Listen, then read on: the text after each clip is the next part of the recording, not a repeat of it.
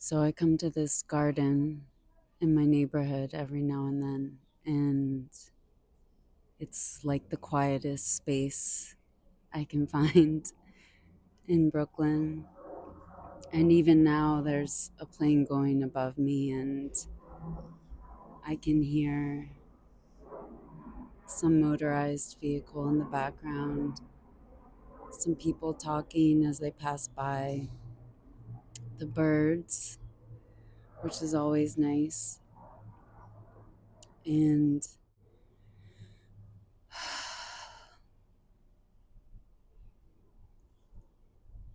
I can feel the breeze and hear the leaves. And I just stop for a moment. And the sun comes out for a moment.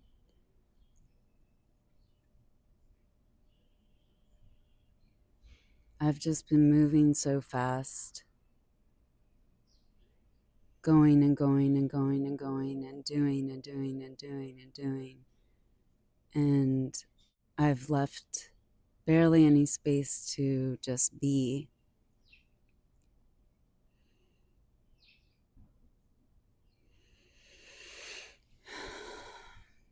It's been a bit of a trying time, and I've been kind of contemplating the trajectory of my life and, you know, the different purposes that I've served at different times in my life. And as we grow older, just how the meaning of that shifts and how we prioritize what we care most about shifts. And also just the way that we can be in the world shifts. When I was younger, I was constantly fighting for, fighting against, just pushing up against all the powers that be that I thought were corrupt and unacceptable. I went to all the protests. I wanted to lead a revolution or at least be a part of it and dismantle the socioeconomic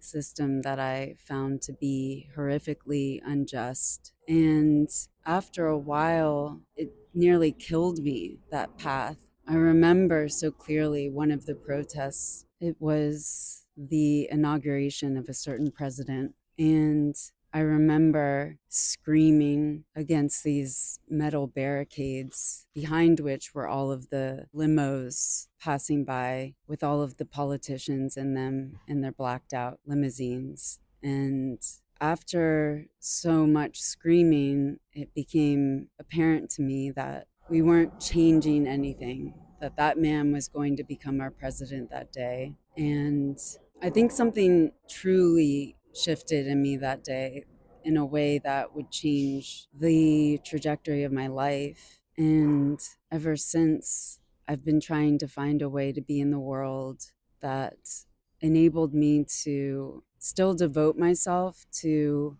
trying to create a better world where more people were connected to themselves and each other in a way that cultivated more meaningful and vibrant lives. I stopped going to marches. I stopped trying to politically engage and disrupt. I think I began resisting the things that I don't agree with in this life, in this world, in totally different ways. So when I went to a No Kings march the other day, I was quite conflicted.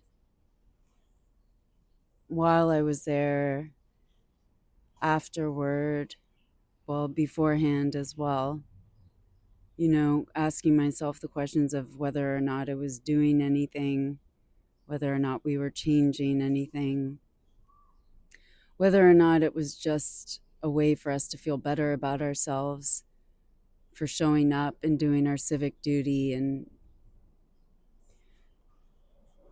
letting our voices be heard.